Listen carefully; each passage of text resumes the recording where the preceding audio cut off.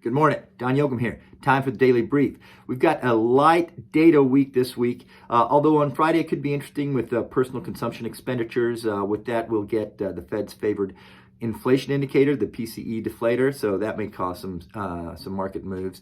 But I think the real big topic that's kind of seeping on top of investors' minds, it's not going to trigger any move right now, but over the course of the coming months will be very significant. This could be the catalyst, that really kicks stocks in one direction or the other.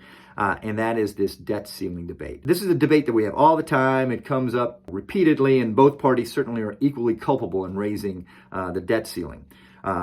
National debt, and that is debt that we have paid for, that debt represented by U.S. Treasury bonds, is at $31 trillion. And that's up against the debt ceiling. U.S. GDP, our gross domestic product, all the income that we produce as a country, is at $26 trillion. So that debt is now 120% of GDP. That is well beyond the threshold of a productive debt to GDP ratio, which in 2009, Reinhardt and Rogoff, a couple of very excellent economists, published a book called This Time is Different. And they went through country after country and noticed how growth was impaired once that debt to GDP ratio exceeded 90%. Well, we're at 120% now, and they're planning on taking it much further. And that's just the explicit debt and Treasury debt. What isn't counted is another $180 trillion in unfunded liabilities. That's Social Security, that's Medicare, other programs like that, basically insurance schemes. Now, those are real obligations of the U.S. Treasury. They're no different than Treasury debt. And not to pay them means that they would have to default on those promises, right? So by that measure, we have blown through that ideal debt GDP ratio by many times over. In any case, it's going to be a real fight.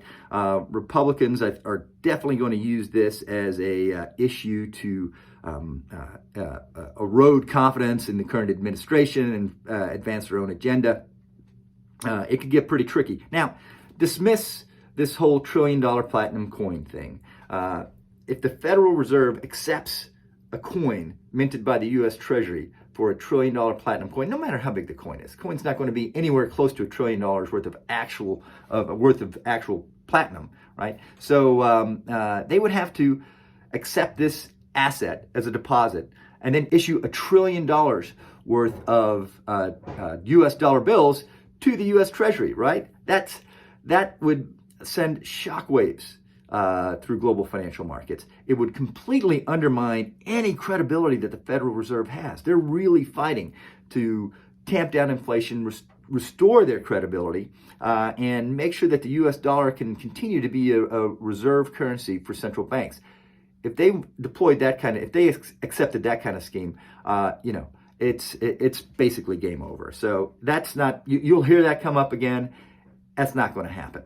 But what could happen is, Republicans really find ways to prevent them raising the debt ceiling, either get massive concessions on reduction in spending, or, maybe we selectively default. Who knows? We'll see when we get there. But this is going to, we're coming up on some very volatile times for the market, even more so than we've seen in the past. And this debt ceiling debate is going to be significant. When we've gotten to this kind of crescendo before, it has always proved very volatile, and we're in a much more fragile position than we've ever been in the past. So this will be something to hang on to. Anyway, that's what I got for today. Maybe we'll have some more interesting data come out during the week. But anyway, I thank you guys for joining me, and I'll see you on the next Daily Brief.